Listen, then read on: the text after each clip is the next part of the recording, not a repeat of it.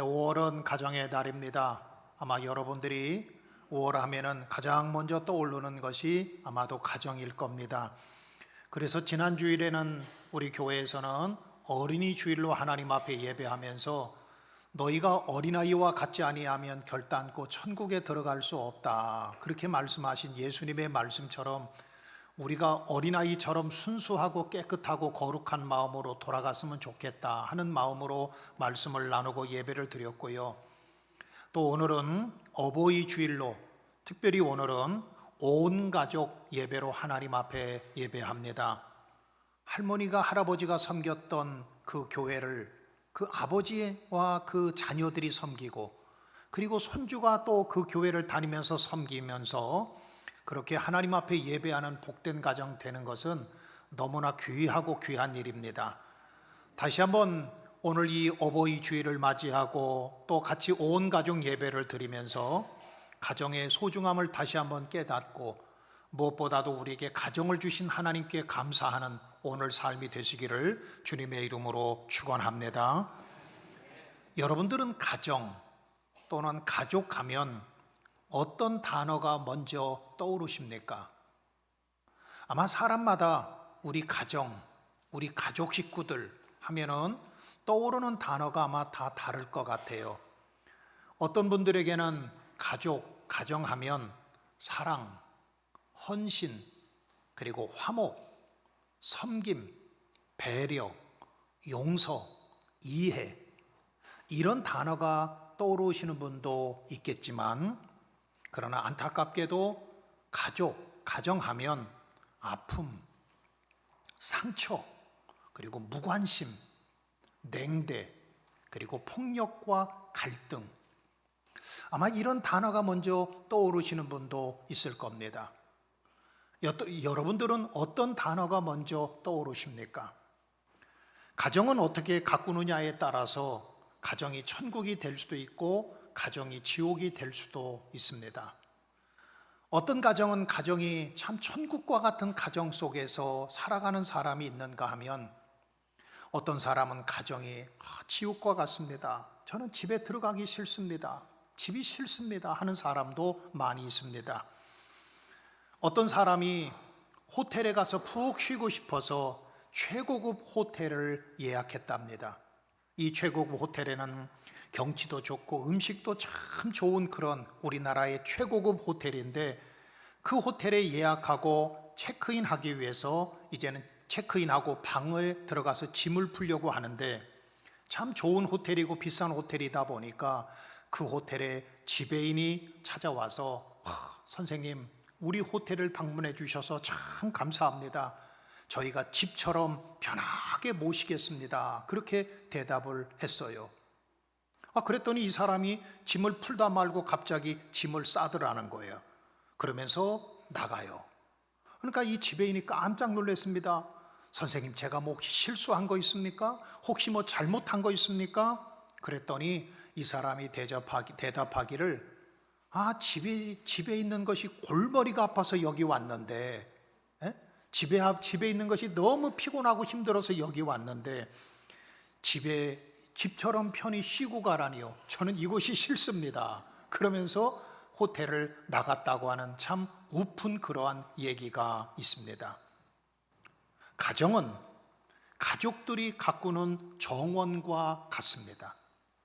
어떤 가정에 가보면 그 정원이 참 아름답게 잘 가꾸어져서 새들이 깃들고, 그리고 아름다운 꽃이 피어있는 그런 정원과 같은 정원이 있는 집이 있는가 하면, 어떤 집은 방치되어서 잡초만 가득하고, 또 그리고 아름답지 못한 잡초만 무성한 그런 정원이 있는 것처럼 가정도 마찬가지입니다. 가정도 어떻게 가꾸느냐에 따라서 그 가정이 화목하고 사랑이 넘치고 하나님의 축복이 있는 가정이 될 수 있는가 하면, 오히려 반대로 가정이 화목하지 못하고 집에 들어가기도 싫고, 오히려 그 가족들 때문에 상처받는 경우들도 많이 있습니다. 통계에 의하면 가장 많이 상처받는 것이 가족이랍니다. 가족들에게 가장 많이 상처를 받는다고 그래요. 가장 많이 위로를 받는 것도 가정이지만, 가족 식구들이지만, 그러나 반대로 우리들의 삶에 가장 많이 상처를 주었고 상처를 받게 만들었던 것도 역시 마찬가지로 가족이고 가정이라고 하는 것입니다. 그래서 저는 어떻게 하면 오늘 이 가정의 주일을 맞이하고 또 오늘 어버이 주일을 맞이하고 온 가족들이 같이 연합으로 예배 드리는 오늘 어떻게 하면 아름다운 정원과 같은 그런 가정을 가꿀 수가 있을까? 여러분, 저는 오늘 여러분들에게 두 가지의 말씀을 드리려고 합니다. 어떻게 하면 우리 가정이 아름다운 꽃이 피고 그리고 아름다운 정원과 같고 새들이 깃들 수 있는 그러한 가정을 이룰 수 있을까? 저는 두 가지의 말씀을 드리려고 하는데, 가장 먼저 첫 번째로는 하나님께 돌아와서 하나님을 경외하고 하나님을 섬기는, 그리고 하나님 제일주의로 살아가는 가정이 되면 하나님께서 그 가정에 복을 주신다는 거예요. 그래서 아름다운 꽃이 피는 정원 같은 가정을 하나님께서 허락해 주시는 것입니다. 하나님께서 에덴 동산을 만드시고 아담과 이브를 창조하셨습니다. 그리고 두 사람을 결혼시켜 주셨어요. 그러므로 최초의 가정은 에덴 동산에서부터 시작된 거고, 최초의 결혼은 하나님께서 만들어 주신 겁니다. 최초의 가정인 아담과 이브는 에덴 동산에 살면서 서로 사랑하고 이해하고 배려해 주었습니다. 얼마나 행복하고 아름다운 삶이었는지 모릅니다. 그런데 그 가정에 죄가 들어오기 시작한 거예요. 죄가 들어오면서부터 남을 탓하고 배려하기보다는 용서하기보다는 용서하지 못하고 배려해 주지 못하고 서로 미워하고 원망하고 갈등 관계가 생기게 된 겁니다. 이 모든 문제는 죄 때문에 그렇습니다. 그렇기 때문에 우리가 가정이 회복된다고 하는 것은 가장 먼저 하나님께로 돌아와야 되는 겁니다.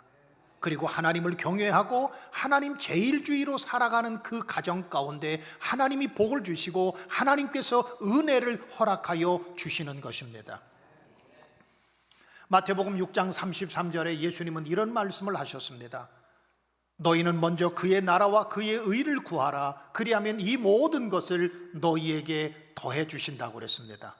그렇기 때문에 우리가 먼저 하나님께로 돌아와서 하나님을 가장 우선순위에 두고 살아가는 가정이 되면 하나님께서 우리 가정의 모든 필요와 그 외의 모든 것들을 하나님께서 채워주시고 공급하여 주시는 것입니다.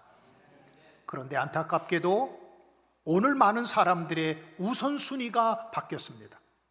심지어는 우리 그리스도인들조차도 내 삶의 우선순위가 하나님이 되고 내 삶의 우선순위가 예수 그리스도가 되어야 마땅하지만, 그러나 안타깝게도 우선순위가 바뀐 사람들이 참 많습니다. 어떤 경우는 자기 자신이 우선순위가 되기도 하고, 어떤 경우는 자녀가 우선순위가, 내 인생의 가장 우선순위는 자녀라고 생각하는 사람도 있고, 어떤 사람은 그래도 사람이 건강해야 가장 우선순위다, 가장 중요하게 생각하는 사람도 있습니다. 물론 건강도 중요하고 자녀도 중요하고 내 자신도 중요합니다. 그러나 그거보다도 하나님이 더 우선순위가 되지 아니하고 예수 그리스도가 내 삶에, 우리 가정에 가장 우선순위가 되지 아니하면 그 가정은 꽃이 피는 가정, 꽃이 피는 정원과 같은 가정이 아니라 잡초만 무성한 가정과 같이 되는 것입니다. 심지어 어떤 사람은 자기 일과 사업 그리고 돈이 가장 우선순위에 두고 살아가는 사람도 있습니다. 미국의 캘리포니아에 가면 비버리 힐스라고 하는 그런 지역이 있습니다. 마치 우리나라의 강남처럼 그곳에는 유명한 연예인들과 톱스타들이 살고 있고 세계적인 부호들이 살고 있는 지역을 가리켜서 비버리 힐스다라고 그렇게 말을 해요. 이곳에 가면 아주 호화주택들이, 정말 상상할 수 없는 금액을 가는 그런 집들이, 그 가운데 즐비한 집들이, 그런 집들이 많이 있지요.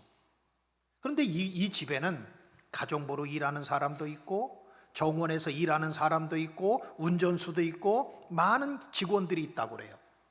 그런데 그곳에서 일하는 사람들에게 물었습니다. 이런 집에서 살면서, 이런 집에서 일하면서 느낀 점이 뭡니까? 그 집에서 일하는 정원사나 가정부나 아니면 기사는 그 집의 속사정을 속속들이 알고 있는 사람들이에요. 속사정을 속속들이 알고 있는 사람에게 묻기를, 그 직원들에게 묻기를, 이런 집에서 살면서, 이런 집에서 일하면서 느낀 점이 뭡니까? 라고 물었더니 두 가지를 대답했어요. 한 가지는 어떻게 저렇게 돈 많은 부자가 될 수 있을까? 부럽다는 거죠. 어떻게 저렇게 무슨 일을 하길래 돈을 저렇게 많이 벌어서 저렇게 살아갈 수 있을까? 이런 고급 저택에서 살아갈 수 있을까라고 하는 대답이 첫 번째 질문이었고, 첫 번째 느낀 점이었고, 그 다음에 두 번째로 또 한 가지 느낀 점은, 이렇게 부잣집에서 살면서 어떻게 건강한 가정을 이루는 사람이 하나도 없을까라고 하는 것이었습니다. 저렇게 부자들이 가정에 건강한 가정을 찾아볼 수가 없더라는 거예요. 모두가 아이들이 동성연애에 빠져 있고 마약 중독자가 되어 있고, 형제와 가족들이 집안 싸움이 생기고 재산 싸움이 생겨서 갈등 관계가 심하고, 또 그뿐만 아니라 나이 많이 늙은 남자가 20대 여자하고 동거 생활을 하고 있고, 20대 건강한 남자와 또 어머니 뻘 되는 여자가 같이 살아가고 있고, 상상할 수 없는 정상적인 가정이 하나도 없더라는 거예요. 가정을 속속들이 들여다보니까 어떻게 이렇게 부자로 살면서 건강한 가정을 찾아볼 수 없을까라고 하는 것이 그곳에서 일하는 사람들의 두 번째의 느낀 점이었다고 합니다. 사랑하는 성도 여러분, 가정을 만드신 분이 하나님이십니다. 그렇기 때문에 하나님께 돌아와 하나님 제일주의로 하나님 우선순위에 두고 살아갈 때 하나님이 그 가정을 복주시고 은혜를 베풀어 주시는 것입니다. 부부를 만드신 분이 하나님이십니다. 그렇기 때문에 부부가 하나님을 경외하고 믿음 안에서 살 때에 그 가정이 하나님이 기뻐하시는, 그리고 아름다운 꽃이 피는 정원과 같은 가정을 이루어갈 수가 있는 것입니다. 우리 자녀들을 만드신 분이 하나님이십니다.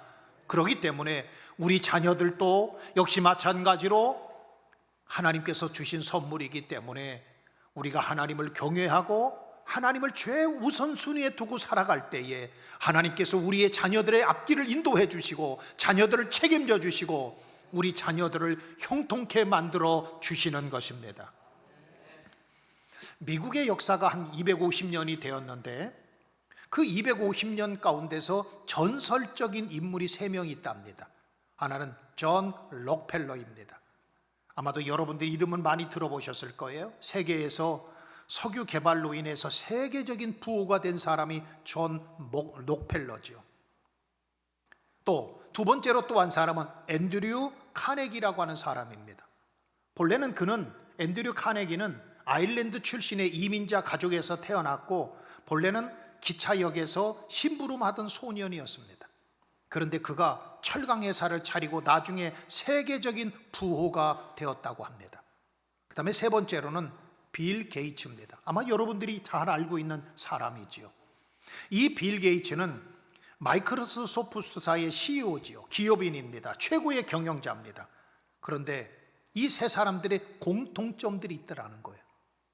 세계적인 부호가 된 존 록펠러, 앤드류 카네기, 그리고 빌 게이츠, 이 세 사람들의 공통점이 있는데 그 공통점은 자기의 초점을 하나님에게 맞추며 사는 인생을 살아가고 있더라는 거예요. 세상에 돈의 가치를 두고 돈을 따라가는 것이 아니라 하나님께 초점을 두고 하나님 신앙 가운데 살아가는 사람이었습니다.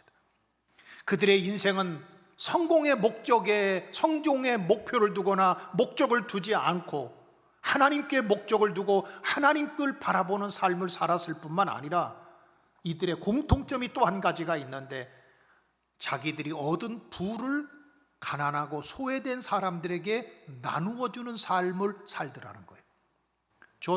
또 거기 보면은 빌 게이츠 같은 사람은 자기 재산의 99%를 사회에다가 환원을 합니다. 이들의 우선순위는 자기가 아니에요. 이들의 우선순위는 사업이 아니고 돈이 아닙니다. 이 세 사람의 우선순위를 보니까 언제나 하나님이더라는 거예요.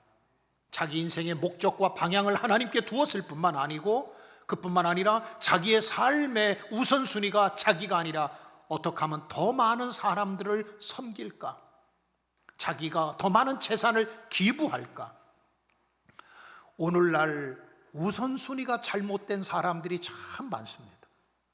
오늘날 어떤 사람은 공부의 우선순위를 둬요. 우리 학생들이 오늘 나와서 같이 연합예배로 드리는데요, 여러분 공부 잘 하시기를 바랍니다. 그런데요, 내 인생의 목적이 공부가 아니에요.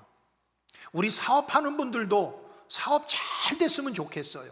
그런데 사업이 전부가 아닙니다. 어느 날 하루아침에 하나님께서 가져가실 수도 있는 것입니다. 인생의 우선순위를 어디에 두느냐에 따라서 그 사람의 인생의 방향과 인생의 가치가 달라지게 되어 있습니다. 사랑하는 성도 여러분, 여러분들의 가정이 꽃이 피는 아름다운 정원과 같은 가정이 되기를 원하신다고 한다면 하나님을 전심전력하여 섬기기를 주님의 이름으로 축복합니다. 하나님 제일주의로 살아가시기를 바랍니다. 내 인생의 가장 우선순위는 물질도 아니고 돈도 아니고 내 자신도 아니고 내 사업도 아니고, 내 인생의 가장 우선순위는 하나님이다. 하나님을 만나고 하나님 예배하고 하나님과 교제하는 것이 삶의 가장 우선순위에 두고 살아갈 때에 하나님은 그 가정을 축복하시고 그 가정 속에 아름다운 꽃이 피는 정원과 같은 가정을 허락해 주시고 만들어 주시는 것입니다. 두 번째로, 어떻게 하면 우리 가정이 꽃이 피는 정원과 같은 가정을 이룰 수가 있을까요? 그것은 여러분들이 해야 될 일이 있습니다. 바로 가족들이 서로 아끼고 서로 사랑하는 거예요. 목사님 그거 너무 잘 알고 있어요. 그렇습니다. 사실은 우리가 잘 알고 있는데 행하지 않아서 문제가 되는 것들이 참 많습니다. 모르지 않아요. 너무나 쉬운 거예요. 당연히 사랑해야 되고 당연히 도와야 되고 당연히 가족이니까 아껴야 되지요. 그런데 너무나 당연하다고 생각하는데, 그런데 현실은 그렇지 않는 경우가 참 많이 있습니다. 가족들은 완전한 사람이 아닙니다. 하나님께서 가족을 주실 때는 서로 불완전하고 부족하기 때문에 서로 그들을 돕고 그들과 서로 연합해서 살라고 하나님께서 가정을 주신 거예요. 하나님께서 가정을 만드실 때에 아까 말씀드렸던 것처럼 아담을 먼저 창조하셨어요. 아담을 창조하시고 나서 혼자 사는 것이 좋지 않다. 여기서 혼자 사는 것이 좋지 않다고 하는 말은 둘이 있을 때보다 좋지 않다, 그런 말입니다. 그러니까 사람은 혼자 살 수 없어요. 가족이라고 하는 것을 하나님께서 주신 것은 혼자 살 수 없기 때문에 가족을 주신 거고 가정을 주신 겁니다. 그리고 나서 하나님께서 아담이 혼자 사는 것을 좋지 않게 여기시고 그에게 돕는 배필, 이브를 하나님께서 허락하여 주시죠. 이 돕는 배필이라고 하는 말은 조력자라고 하는 뜻입니다. 협력자라고 하는 뜻입니다. 짝이라고 하는 뜻을 가지고 있습니다. 그러니까 가정의 출발은 아담과 이브에서부터 출발했는데, 그 아담과 이브가 서로 결혼하고 가정의 출발을 하게 된 이유는 서로가 돕게 하기 위해서 가정을 하나님께서 만들어 주신 겁니다. 그러니까 가족은 서로가 도와야 돼요. 때로는 부모가 자녀를 도와야 돼요. 자녀가 부모를 도와야 돼요. 남편이 아내를 도와야 돼요. 아내가 남편을 도와야 돼요. 그것이 가정입니다. 서로의 부족함이 있습니다. 저의 부족함이 많아요. 저의 아내가 저의 부족함을 채워줍니다. 우리 아내의 부족함이 제가 알아요. 그렇기 때문에 제가 우리 아내의 부족함을 제가 채워주는 겁니다. 이것이 가족입니다. 이것이 가정입니다. 그때에 우리 가정이 아름다운 꽃이 피는 정원과 같은 가정을 이룰 수가 있는 것입니다. 가족은 넘어진 사람을 일으켜 세워줄 수 있는 곳이 가정입니다. 가정은 실수를 감싸주는 것이 가족입니다. 실수를 드러내고 실수를 다른 사람한테 고자질하고 알리고, 그게 가족이 아닙니다. 상대편의 실수를 감싸주는 것이 가족입니다. 지쳤을 때에 위로해 줄 수 있는 것이 가족입니다. 때로는 우리 학생들 잘 들어보세요. 엄마 아빠도 지쳐요. 한 사람만 지치는 것 같아요. 엄마 아빠도 지쳐요. 그때에 아이들이 엄마 아빠 괜찮아, 아빠 힘내요, 그게 도와주는 거예요. 그러면은 엄마 아빠만 지칠까요? 우리 학생들 얼마나 힘들고 어려운 줄 아세요? 아이들도 상처받고 어려워요. 그때에 서로의 부족함을 덮어주고 채워주는 것이 가정입니다. 때로는 우리 삶에 뿌리채 흔들릴 때가 있어요. 뿌리채 흔들릴 때도 붙들어 붙잡아주는 것이 가정입니다. 이것이 없으면 가정은 잡초밭이 되어버리고 마는 것입니다. 아내는 남편을 도와줘야 돼요. 남편도 아내를 도와줘야 돼요. 말로만 도와주는 것이 아니라 행함과 진실함으로 도와줘야 됩니다. 부모는 자녀들을 위해서 수고해야 됩니다. 자녀들은 부모에게 수고하고 순종해야 됩니다. 그것이 오늘 본문의 말씀입니다. 오늘 본문 18절의 말씀을 한번 다 같이 볼까요? 18절의 말씀에 보면 아내들아 남편에게 복종하라, 이는 주 안에서 마땅한 것이라. 아내들은 남편에게 복종하는 것이 남편을 도와주는 겁니다. 남편들아, 19절에 보면 남편들아 아내를 사랑하며 괴롭게 하지 말라. 아내를 사랑해주고 괴롭게 하지 말라고 하는 것은 무시하지 말라고 하는 것입니다. 그것이 아내를 도와주는 것입니다. 꼭 뭐 도와주라고 하니까 설거지 쳐주고 방 청소하는 그것만이 아니라 존중해 주라고 하는 거예요. 이게 도와주는 겁니다. 또 20절에 보면 자녀들아 모든 일에 부모에게 순종하라, 이는 주 안에서 기쁘게 하는 것이라. 자녀들이 부모를 도와주는 것은 부모 말씀에 순종하는 것이 도와주는 겁니다. 또 21절에 보면 아비들아 너희 자녀를 노엽게 하지 말라, 낙심할까 함이라. 여러분, 자녀들을 노엽게 하지 않는 것이 자녀들을 도와주는 겁니다.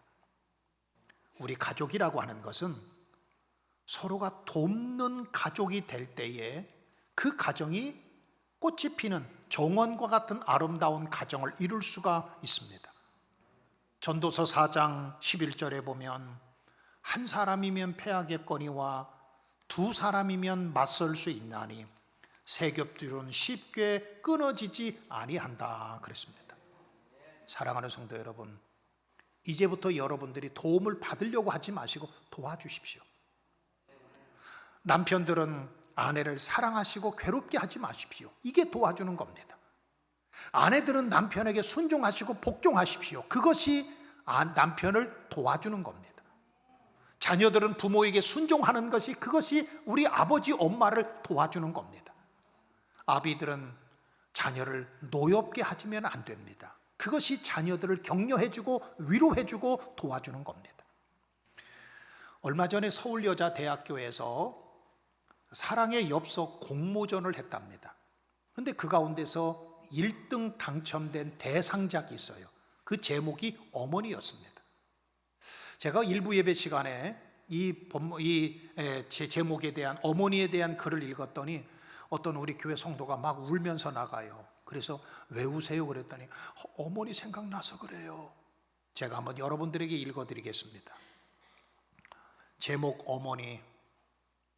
나에게 티끌 하나 주지 않는 거린들이 내게 손을 내밀 때면 불쌍하다고 생각했습니다.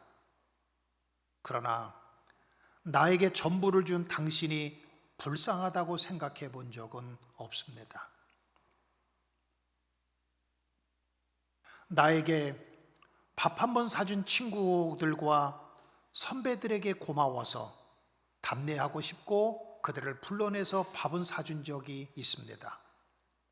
그러나 나를 위해서 밥을 짓고 밤늦게 기다리는 당신에게 감사하다고 생각해 본 적은 없습니다.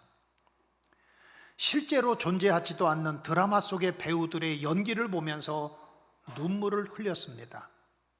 그러나 일상에 지치고 힘든 당신을 위해 진심으로 눈물 흘려본 적은 없습니다. 골방에 누워 아파하던 당신 걱정을 제대로 해본 적이 없습니다. 친구와 애인에게는 사소한 잘못 하나에도 미안하다고 사과하고 용서를 구했습니다. 그러나 당신에게 한 잘못은 셀 수도 없이 많아도 용서를 구하지 않았습니다. 죄송합니다. 죄송합니다. 이제서야 알게 돼서 죄송합니다. 아직도 전부를 알지 못해 죄송합니다. 어머니라고 하는 그러한 글이었습니다. 사랑하는 성도 여러분, 가정은 여러분들이 가꿔야 될 정원입니다. 꽃이 피고 아름답게 가꾼 정원이 있고, 새들이 와서 쉴 수 있고, 아름답게 꽃이 피어서 그 꽃이 가득한 정원이 있는가 하면, 어떤 가정의 정원은 잡초가 가득하고 볼품없고, 그리고 꽃이 하나도 피어 있지 않는 정원이 있고 가정이 있습니다. 어떻게 하면 우리 가정이 꽃이 아름답게 피고 새들이 와서 지저귀고 쉴 수 있는 그런 정원과 같은 가정을 이룰 수가 있을까요? 하나님을 사랑하십시오. 하나님을 최우선순위로 살아가는 가정이 되십시오. 하나님 먼저라고 생각하십시오. 하나님께서 그 가정을 축복하실 겁니다. 또 한 가지는 가족들이 서로 돕고 아끼십시오. 서로 부족함을 채워주십시오. 그래야 여러분의 가정이 아름답고 또 꽃이 피는 그런 정원과 같은 가정을 이루어갈 수가 있을 것입니다. 저는 지난 겨울에 동백꽃이 피어 있는 곳을 가서 보았습니다. 우리 제주도에는 참 동백꽃이 많아요. 그런데 여러분, 우리가 대부분이 꽃이라고 그러면 언제 생각하지요? 요즘 꽃이 많은 봄을 생각하는데, 저는 동백꽃을 보면서 겨울에도 꽃이 피는구나. 겨울에도 꽃이 피는구나. 우리 인생도 마찬가지로 꼭 따뜻한 봄날에만 꽃이 피는 것이 아니라 추운 때도 우리 인생도 꽃이 필 수가 있구나. 어렵고 힘들 때도 꽃이 필 수가 있구나. 하나님을 경외하고 서로 사랑하고 화목하고 그리고 서로 도와주고 살아가면 동백꽃이 아름답게 피는 것처럼 겨울에도 꽃이 필 수 있구나. 그것을 깨달았습니다. 사랑하는 성도 여러분, 여러분의 가정이 참 새들이 깃들 수 있고 또 아름다운 꽃이 피어 있는 그런 정원과 같은 가정이 되시기를 주님의 이름으로 축복합니다.